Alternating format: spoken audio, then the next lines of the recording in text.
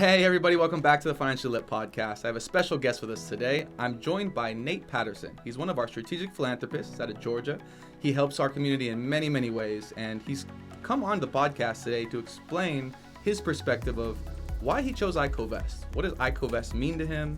What does iCovest Because iCare mean to him? And overall, what attracted him to our movement? So without further ado, Nate, welcome to the show.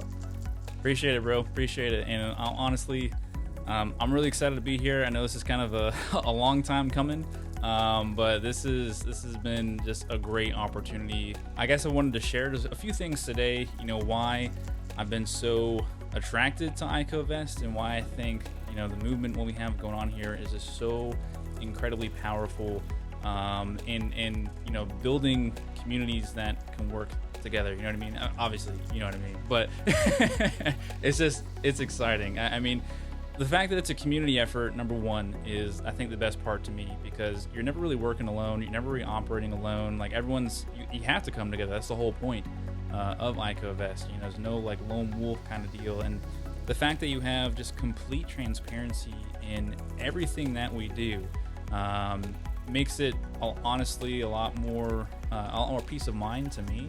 And I think to other people that I speak with about it, because at the end of the day, when you start talking, checkings and savings and things like that, and you start digging into the real questions of like, do you actually have true transparency of, is your money actually there, or is it just a number on a screen? You know what I mean? And then there's the education part of it. My goodness. The education alone has been completely mind-blowing, dude. Yeah, dude. iCovest Academy. Going through the academy, you have to, because the information you put out through the channel, incredible. You're not gonna find that or see that anywhere else, let alone. And then jumping into the academy, where it's even more broken down to the individual level, is huge. The whole infinite cash flow management system model by itself. We get to teach that and show that to the individuals, which is going to literally change how they're forever going to think about the way they handle their finances and everything else that they're doing. I mean, the strategic payoff, the debenture management system, interest flow, interest cancellation, absolutely, strategic payoff. I mean, it's huge, man. And I get to use these strategies now in my own life, which has helped the finances of my family. And now I get to do the exact same thing for the community, which is just, it's really exciting, dude. Dude, that's awesome. That's amazing. You said a ton. And I think one thing I want to focus on is the teaching of jurisdictional finance in general. Yeah. A lot of people have never thought about finance in jurisdictional terms. Most people think of it just with the commercial realm that we're all, taught to play in. So exactly. It's this whole paradigm shift of learning and finding out what's possible, what you just didn't know, what you didn't know before.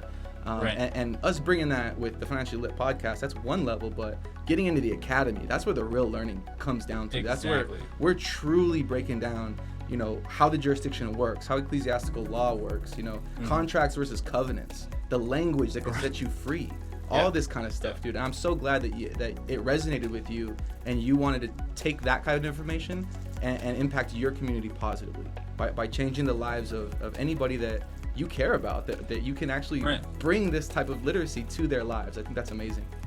Yeah. And it's, when you talk about the jurisdiction piece, it's something so unheard of and yet so simple. When you really kind of break it down, actually one of our other community leaders, they made a very great parallel in the fact of, hey, if you had something happen, like a crime was committed in the state of Tennessee, and then they go to the state of California, that Tennessee trooper doesn't have any authority to come and then arrest you in California unless the state of California gives permission, right? Correct. It's the exact same concept when you moving from commercial jurisdiction to common to ecclesiastical law is all drastically different. And so once you know that you can operate in these separate zones specifically, and be able to thrive there and syndicate as a community, come together, cash flow, is going to change the entire paradigm. So I'm super excited about it, really happy and glad to be part of the community. I'm really pumped about it, man. So am I. I'm glad that you're here. I'm glad to have you. And we could end it right there, but I want to pick your brain one more time. You just said something that's very interesting to me. It's syndication, the syndication model in general. most people, they don't know what that means. They haven't heard it. They don't know how it operates. And if they have, they've probably been barred from playing that game from a real estate standpoint. Because syndications, I mean, if you're going to get involved in a commercial real estate syndication, they're congressionally regulated.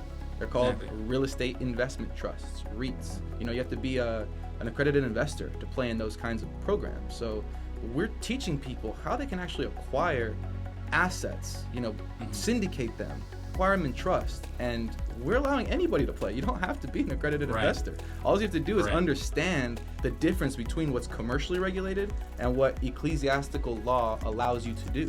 Well, and the Academy teaches it all, like why ecclesiastical law is the number one law of the land.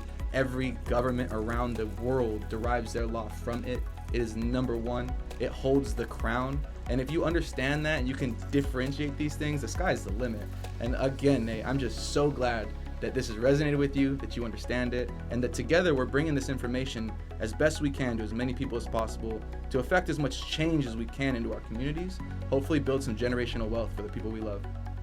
Yeah, absolutely. I know I'm excited about it, and I'm, like everything else, you're always going to be learning through the process. So even though we've been doing this for a while now, I know that I'm still learning. I'm excited to learn more.